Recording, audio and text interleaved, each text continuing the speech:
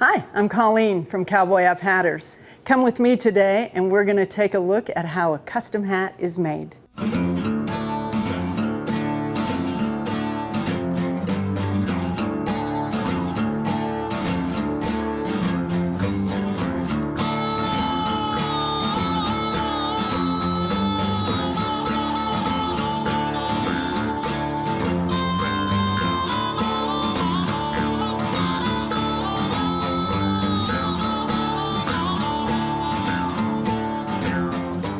Hi, I'm Pete Coors, a member of the Board of Directors of the Western Stock Show Association and chairman of the Honoring Our Legacy Capital campaign for the new National Western Center. I have a very exciting interview today that I've been excited about for quite a while. There are a few things that are very typical of the West and the spirit of the West, and talk about boots and jeans and buckles, but nothing means more to the West and our Western heritage than hats. So I'm here today with a master hat maker, Coleen Orr. Colleen's going to give us a little understanding about what it takes to make a good Western hat, how you shape it, how you size it. And before we get to that, I'd like to ask Coleen, how did you get to Denver and how did you begin to make hats? You know, I should have made up a good story. I am originally from Alberta and used to work in a hospital. And did that for a few years and then was ready for a change. So a friend of mine needed a hat fixed and I'm like, oh, I'll go do that. So I hopped in my car, had a couple weeks off work and thought, well, all the cool stuff is in the States. So I crossed the line and started looking for this antique hat equipment and was blessed enough to find it. It couldn't have had to go farther, Corpus Christi, Texas. So I drove all the way, found it in Corpus Christi, Texas, from a fellow that had it stored and hauled it back to Alberta and started making hats. You started actually making hats in Alberta? Yes, yeah. And how did you end up in Denver? My husband lived here, so the commute was getting a little long. And the weather is so much nicer here in Colorado. I think Fred was making fewer trips than you were. I don't know for sure. You know what? He was pretty good. He was pretty good. We didn't have to date long. He called it power dating. And so I moved down here and got set up in Colorado. Well, it's great, and it's hat making is a age-old process, I guess. Can you tell him about a little bit of the history of making hats? Yeah, the equipment used to make hats is very, very old, 100-ish years old, and they haven't made new equipment. So whatever they have had just continues to dwindle. So there just is not a lot of equipment, and then as the years go on, things get lost or broken, and so there's fewer and fewer shops. So the fur trade was a big deal back in the beginnings of this continent, this country, and the big part of the fur trade had to do with beaver pelts and making hats out of beaver that went back to Europe and so forth. So this has been going on a long time, yes. Different kinds of hats. Yes, and it's the same. The fur trade has not changed a lot. It still goes, these hats go across the ocean twice before I can get them. And you know, all the furs are defurred in Europe and then baled and sent back as a raw product. And beaver is the best fur. And then they get formed into a... Yes, they get felted, and it's a matting process that's done here in the U.S. Everything else is done here in the U.S. But many, many people touch the body and the sweatbands. Now, there's a very big difference in quality of hats, and we talk about felt and we talk about beaver and so forth. Explain the kind of the differences between all these different layers of quality. Yeah, so felt is just matted hair, and the quality of a felt hat is determined by the type of fur or hair used to felt. And they can be made out of sheep, which is wool, or rabbit. They actually don't use rabbit, it's like a hare, a larger rabbit, or beaver. So it's just like comparing a sheep and a rabbit and a beaver in a water hole. The beaver is naturally more water repellent and it has more barbs on the hair, so it mats together tighter and has a stronger bond and more body to it to stand up. You know, they talk about 20X beavers and Yes. 3X beavers and all this, Yes. this stuff that you'll see in a hat band. I know, it's kind of unfortunate because there's no hat police. And unfortunately, there's no standard that people follow. I would love to just follow a standard if everybody would commit to something so that the consumer had an idea where they stand. We have a tendency to think that if I spend more money on it, I'm going to get a better product, but that unfortunately isn't the case. So there's no, where 1X came from is, 80 to 100 years ago, a 1X hat meant $10, and that was actually the price of the hat. And so since then, that meant a quality hat then. They didn't make lesser quality hats back then.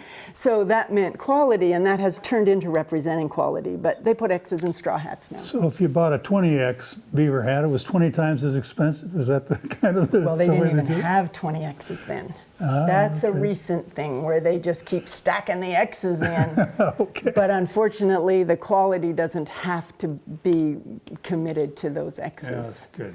So you need to go to someone that you trust. All right. So, Colleen, I know you're incredibly dedicated to the National Western Stock Show, and you and your husband, Fred, have been very generous. In fact, the new lounge in the National Western Club is going to be named for you two, and we're really excited. It's a place where I know Fred loves to hang out in the lounge, and a lot of business gets done there, actually, and people exchange a lot of ideas, and so I think it's really wonderful gesture that you guys have decided to honor the, your involvement with that great contribution. Yeah, it's such a great project, and we're so excited for it to be continuing on, and it's going to be bigger and better than ever. And it just was coincidental that Fred needed to be in the name of a lounge, because I think the bar actually holds upright because Fred is standing there. And like you say, Fred says it's his country club. Because he doesn't play golf, but he does love to take clients there, and there's lots of laughter and lots of deals. Well, it's going to be a great part of the new addition as we will go forward with the legacy building and getting the new National Western Center moved forward. So, we're having this year. We had to cancel the stock show, and I know how important that is to so many people, and hopefully some of you watching today, I know. Think about what do we do during these 16 days during January when we'd ordinarily be doing rodeo. So part of the reason for us being together is to have an opportunity to share some of the insights and the inner workings of the National Western, which includes hat making. Yeah, it's going to be a little different this January, but we, like the name of the shop is Cowboy Up, and we're just in a cowboy up kind of season, kind of year, where we need to dig a little deeper and think about the future and find a way through, and things will come back, and we will be there hopefully next year. And this year, it's just going to look a little different. Now, do you go to other shows besides the National Western to sell hats? I will do a few trunk shows and stuff, but for the most part, I kind of stick to Colorado. I do stuff across the nation, but people will come to me, or I'll do it mail order type thing. So, all right. So you have a catalog, and yeah, I have a website that you can check on. I like to be able to see people and have them walk in the shop and try a few hats on and kind of match a hat to their character. They come here to your studio? Yeah. Do they? Yeah. Well, I have people fly in. It's a wonderful legacy, and it's such an integral part of the West. Yeah. And because hats are not just for fashion. Oh, right. No. Hats serve a great purpose, and they always have, from protection from the sun and the rain and the wind. My hat usually blows off when I'm riding a horse, so You're going too fast. must be going too fast, or need to have it tied on. I do have a couple that do have the strings on. have strings on. I had a lady not long ago that came and she showed me the video. Her and her husband had a GoPro on, and she said, we never took the GoPro riding, but they had that day. They were galloping across the pasture, and she got bucked off and she rolled and her hat stayed on through the whole thing. And she showed me the video. They make a great video. It was amazing. And she was okay, and it was all good, and we brushed her hat up, and she was good to go. What else can you tell me about hats? You know, the quality on the inside of a hat, the sweatband, will be made out of sheepskin roan leather, and that's also made in the U.S., along with the liners that go inside. And for the outside on the hat bands, I'm doing lots of fun things. I like to use some recycled and repurposed tack and some old leather that has some character, you know, depending on whether the people want a real dressy hat or something that's just kind of more natural or rugged. It's nice to match the personality of the person. So there's a lot of different styles of hats, obviously. You know, you can get a flat brim, or you can get a buckaroo, or you can get all kinds of different styles, and it's pretty much personal preference. Yeah, it is, you know, really. You know, if people want my assistance, we'll kind of look at their stature and where they want to wear it. You know, there's just a difference between the cattle buyer and, you know, the auctioneers, and then you have the rodeo cowboys. They certainly do their own thing. To the show people, everybody kind of does their thing, and we'll look at their stature and choose something that looks good on them, and then let them have their personality with the bands. So it's really kind of a style statement. Oh yeah, yeah, definitely. Well, I recall back when I was in high school, I had my great uncle's Herman Coors' hat. And I wore that hat through 4 years of prep school. And actually, one of my roommates wore that in his school picture. And we still have that hat. And so they endure for generations. Oh, yes. And lots of times people will bring me those hats because I'll clean and refurbish and rebuild them or change the size for someone in the next generation. Or they'll, you know, be setting it up to kind of hang on the wall and remember Grandpa. But we'll use them too. And so there's lots of life in a hat. That's great. Years and years. Well, that's wonderful. I think just tell our audience that I think you're about to get a very unusual and special tour of hat making. Yeah. So if you've got some time, let's take a spin around the shop, and you can explain how this works. Let's do it. Let's build Pete a hat. This is the first step in making a custom hat.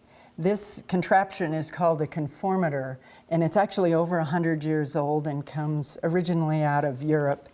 I'm going to put this on your head. It's a little scary looking, actually. Right? There's no plug, don't worry. And it will spring out and mark this paper and give the exact shape and size of your head. So when you have a custom hat made, not only do you get to pick the shape and style, but it also is made to fit the shape of your head. So this won't hurt much.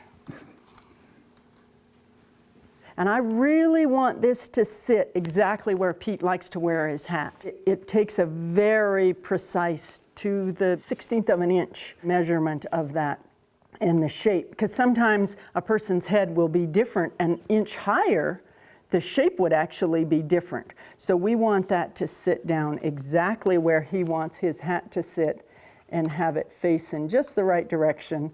And then I'll engage those pins there, and You'd think this would hurt, but it's pretty comfortable. Is it pretty comfortable?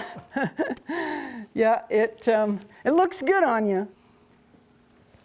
Okay. So that gives me the exact shape and size.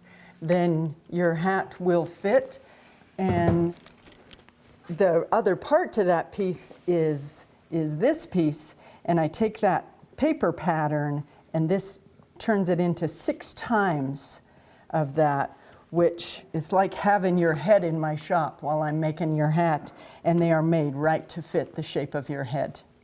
And so that takes what you've done in the former. Yes. And expands it. Invented over 100 years ago and works amazingly well. Are there modern renditions of this, or is this something that everybody still does it the old-fashioned way? Everybody still does it. And some of the new ones they just don't work as well. Now, there's a lot of hats that you can buy off the shelf that are they've been machine made and so forth. So. Right. So they're going to be a standard, either a round, or they sometimes will try to do a long oval, which people tend to be. Probably most people are long ovals, like you're a long oval. The hat will give a little bit, but it will pull on the brim as well. So even those hats, I can kind of make a little adjustment and make them more comfortable. All right, so what's the next step after that? So I start with a raw body that looks something like this, that is felted for me. So they all kind of start like that. Now, would this have been formed someplace else to get to this part, this stage? Correct, correct. They don't actually make a body never starts completely flat, because if you were to try and push this crown out, this would be way too thin. So they initially start like a dunce hat, so that they're even and there's a good thick felt on the top, so it doesn't wear out.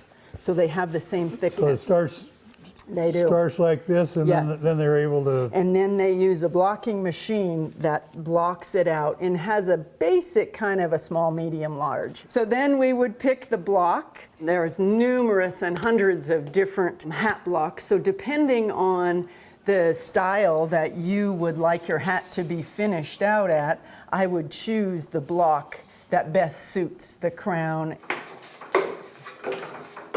So I'll know the brim widths will be different. Those will have a 4-inch brim. These are 3 3/4 down to 3 1/2.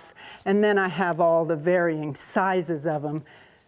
So that's why there has to be so many that I'll need. You know, some of them are for fedoras.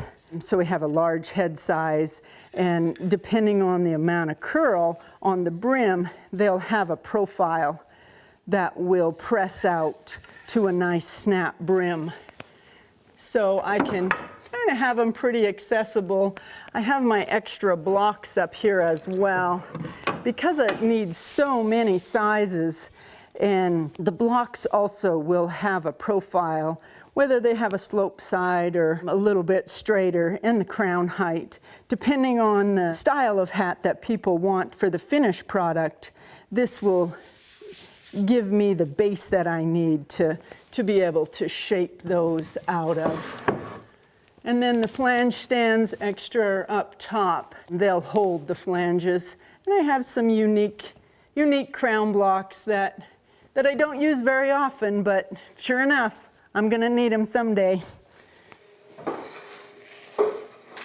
It's a pretty good place to store stuff, kind of up out of the way. Then you can adjust the size once you get the basic. Right, we start them in these, that gives us the basic form, and then I would put your head in it at the very end. Will this determine the basic shape of the hat, or? Yes, so depending on whether people want a California buckaroo hat or a Tom Mix, or all the different styles, it's important that you put it on the right block to start. All right. Yeah, and that determines the crown height. So what as style well. is your hat? What would you call that? This is kind of a crossover. It's a little bit like a fedora. I do live in a hat. I think more clearly in a hat, and this little hats are just a little bit easier to get along with in a pickup and just going around. So it's just easy to be in a little hat, but I have a few.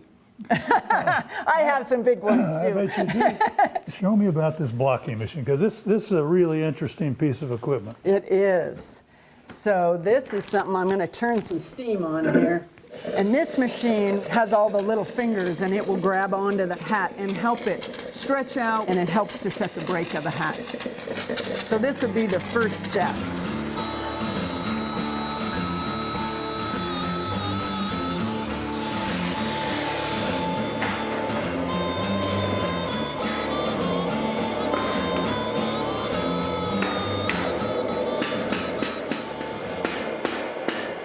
Well, this machine is 100 years old as well. This machine is 100 years old, and it has become my new best friend. Oh my. So that helps, and then there's lots of stages where the hat needs to just set and cool and then dry.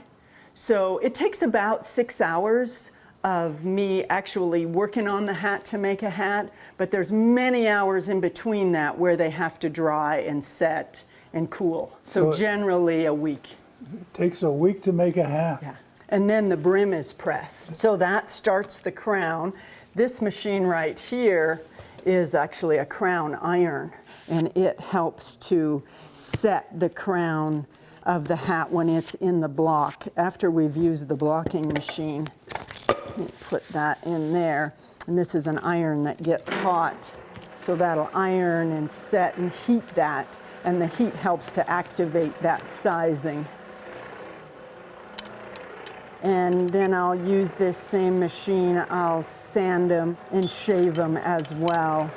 This is a long process. Oh yeah. So there's a lot of science, how you shape and so forth, but then there's got to be a lot of art in making a great hat. Yeah, you know, I laugh. A lot of people will come in and they'll say, well, you just do what you think. So I kind of get an idea of their character and where they want to wear their hat. And I think about the person while I'm making their hat and picturing them in that hat, where they're going to be and how it's going to help them and protect them. And, you know, I want it to stay on when they're riding. And so I think about them a lot when I'm making their hat. So the next step is going to be pressing the brim.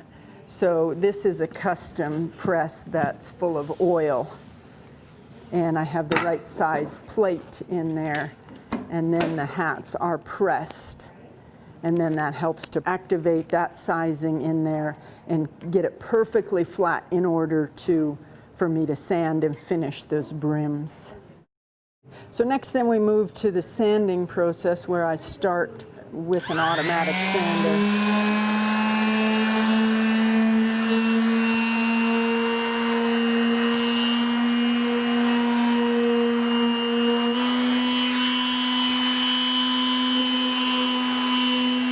Do the hand sanding to get the final finish on it. And then you always want to do the edge. Sometimes with the hats, they don't always take the time to finish the edge of a hat, and that's very important because you see that. So you really want that edge kind of honed in. So then next I will be putting in the leather, that roan leather sweatband. You get your name in your hat in gold letters, and so you don't forget whose it is. You have a stitching machine to sew the band? I do. That machine right there is one of the original stitching machines. It looks like it's plenty old. Yep. Same as everything else, it's old. And so you want that set in there just right. So this hat is for a pastor in Rhode Island. So it's not going to be a typical Western hat. It's kind of a crossover, and to protect him from some of the rain that's in Rhode Island. There's a piece of plastic there, and I don't want it to be set too far in that it leaves a mark, but I don't want to see it on the outside of a hat. And these machines tend to pull it out, and they're a little bit faster, but it's going to be in here for 25 years, and if it takes me 15 minutes longer to put it in, I want to know that that is sitting exactly where it needs to set to be the most comfortable and look the best for the years to come. If you buy a hat that doesn't fit you well, then when you put it on, you're going to pull on it, and you're going to put the brim out of shape. So people will come in, and I can tell by looking at the shape of their hat if their hat fits them or not. They should never hurt. The goal is to forget that you're wearing your hat. And you'll walk by a mirror sometime and say, who's that good-looking guy? I have the old irons. When I lost these in my fire, it was hard. I didn't know if I'd find them again. And I did. Oh, God is good. And I found another set that are the same 100 years old, but they are very unique to put a pencil curl in a hat. And that's what puts the curl in the hat, the iron. Yeah, they're the manual kind. There's no plug on these, so you lick it and touch it, and that's your thermostat. That's great. And these are stretchers, are they? Yes, yeah. So yeah, lots of just, different things that all come together. If someone like yourself was a long oval, and then this, I get some people and they almost have 4 corners. You just want to take all those pressures off and have them really comfortable. So many people don't wear hats because they're not comfortable. And then when they do get dirty, you know, people that are wearing them, they'll sweat through them, and they can get very dirty. And that just means somebody's wearing them and they're protecting them. Then I'll scrub them in dry cleaning solvent and completely reblock them, and it brings them right back. So everybody, if you need your hats reshaped or cleaned, gotta come see Colleen. This is a press, so this is what I put. With one of these flanges, it's a big bag of sand that gets hot, of silicone sand. And on the old, we were talking about the LBJ hats, and they have a snap brim in them. So this is a special flange that will give that special roll. And that puts that certain just style that's pressed right in. And then you also sometimes put Yes, a what bound edge. satin. Yeah, a bound edge around. So we can do all of that. But the people truly are the greatest piece of everything that I do. And I will bump into them 10, 20 years later, and they'll remember the experience of coming to have a hat made, and it's priceless. Well, Colleen, I just want to thank you. I've learned so much about hat making, and anyone who's fortunate enough to have one of your hats has got something special. So, Cowboy Up, Coleen Orr, thank you so much for a wonderful interview. Thank you, Pete. Thank you for all you do with the National Western. Great.